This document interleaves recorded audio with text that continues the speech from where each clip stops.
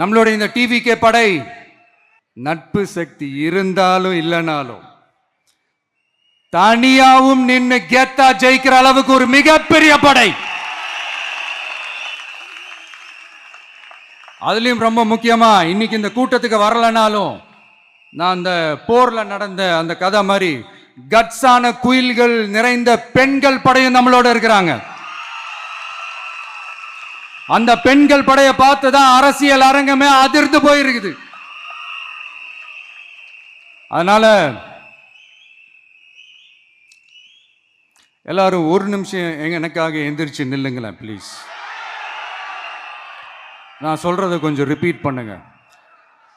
இந்த 2026 சட்டமன்ற தேர்தல்ல